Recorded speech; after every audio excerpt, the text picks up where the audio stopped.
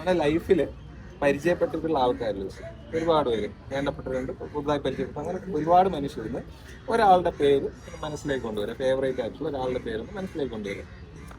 Okay, ആളുമായിട്ടുള്ള ബന്ധം എല്ലാം ഒന്ന് മനസ്സിലാക്കുക. പിന്നെ റാൻഡമായിട്ട് 1-നും 10-നും ഇടയിൽ ഒരു നമ്പർ എന്ന് പറയും. ഏതെങ്കിലും നമ്പർ എന്ന് പറഞ്ഞു പറഞ്ഞു. താങ്കൾ അത്യാവശ്യം ഹാർഡ് വർക്ക് ചെയ്യുന്ന ആളാണ്, മറ്റുള്ളവരോട് സുഹൃത്തുക്കൾക്കൊക്കെ വാല്യൂ കൊടുക്കുന്ന ആളാണ്. പക്ഷെ എന്തൊക്കെയോ കാരണങ്ങളുണ്ട് ഇപ്പോൾ കുറച്ച് ആൾക്കാരൊക്കെ പെട്ടെന്ന് വിശ്വസിക്കാൻ ഒരു ബുദ്ധിമുട്ട് വരുന്നുണ്ട്. ട്രസ്റ്റ് ഇഷ്യൂസ് ഒക്കെ ഇങ്ങനെ വരുന്നുണ്ടെന്ന് തോന്നുന്നു. എന്തൊക്കെയോ കാരണങ്ങളുണ്ട്. ലൈഫിൽ ആയിരുന്നൊക്കെ കുറച്ച് വിശ്വസിച്ചായിരുന്നൊക്കെ എന്തോ പണി കിട്ടിയതുകൊണ്ടാണെന്ന് തോന്നുന്നു. കുറച്ച് അങ്ങനെ എന്തോ ഇഷ്യൂസ് ഒക്കെ ഉണ്ടെന്ന് തോന്നുന്നു. നമ്മളിടുന്ന എഫർട്ടിനുള്ള റിസൾട്ട് കിട്ടാത്ത പോലെയൊക്കെ തോന്നുന്നുണ്ട്. റാൻഡമായിട്ട് ഒരു കാര്യം ചെയ്തിട്ട് പുതുതായിട്ട് കാര്യം ചെയ്യാനൊക്കെ ഇച്ചിരി നെർവസ്നെസ്സും പേടിയൊക്കെ ഉള്ള കൂട്ടത്തിലാണെന്ന് തോന്നുന്നു അല്ലേ? ഒരുപാട് കാര്യങ്ങൾ ചെയ്യണമെന്ന് ആഗ്രഹമുണ്ട്, പക്ഷെ അതിന് മുമ്പ് ഞാൻ ചെയ്താൽ ശരിയാവും അങ്ങനെ ഒരു പേടിയും ഉള്ള ആളാണ്. ഇന്നെന്തോ ഡെസേർട്ട് എന്തോ കഴിച്ചിട്ടുണ്ടെന്നോ? ഐസ്ക്രീം എന്തെങ്കിലും കഴിച്ചോ? നല്ലത് കഴിയുന്നു കേട്ടോ. നേരത്തെ പറഞ്ഞ ആളുടെ പേരൊന്ന് മനസ്സിലുണ്ടല്ലോ അല്ലേ? അദ്ദേഹം താങ്കളെക്കാൾ മുതിർന്ന ഒരാളാണ്. താങ്കളെക്കാൾ അല്പം ഉയരം കൂടിയ ഒരാളാണ്, പുരുഷനാണ്. അത്യാവശ്യം കുറച്ച് ഞങ്ങൾ ഒരുപാട് സംസാരിക്കാറൊക്കെ ഉള്ള ഒരാളാണ്. ആള് താങ്കളോട് അത്യാവശ്യം കെയറിങ് ഉള്ള ആളാണ്. അതേസമയം തന്നെ ഇച്ചിരി സ്ട്രിക്റ്റ് ആയിട്ടുള്ള ഒരാളാണെന്ന് തോന്നുന്നു. ഇടയ്ക്കൊക്കെ ഒരു ബ്ലഡ് റിലേഷൻ കാണുന്നുണ്ട്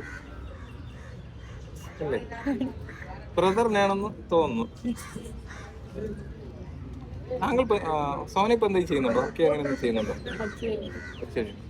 പക്ഷെ ഇദ്ദേഹം പഠിക്കുകയല്ല, വർക്ക് ചെയ്യുന്നുണ്ടെന്നോ? അത്യാവശ്യം റെസ്പെക്റ്റഡ് ആയിട്ട് ഏതോ ഫീൽഡിൽ വർക്ക് ചെയ്യുന്ന ആളാണ്. ആണോ അല്ലേ? അതേ ഒരു അധ്യാപകനാണ്. ശരിയാണ്. ഇടത് കഴിഞ്ഞിട്ടോ. ആളുടെ പേര് തന്നെ ഒന്ന് മനസ്സിലാലോചിച്ച്. വേറെ ഫേമസ് ആയൊരു പേര് ആലോചിച്ചത്. ആളുടെ പേര് മനസ്സിലുണ്ടോ?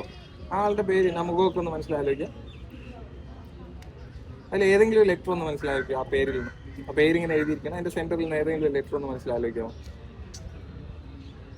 എ അല്ലേ? എത്രത്തോളം ശരിയാണെന്ന് എനിക്കറിയില്ല. റാൻഡമായിട്ട് ഒരു കാര്യം പറയട്ടെ, ജന്മനക്ഷത്രം മകയിരോ ഇല്ലേ?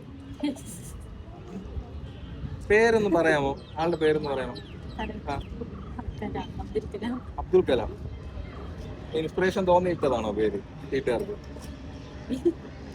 ഒന്ന് വായിച്ചു.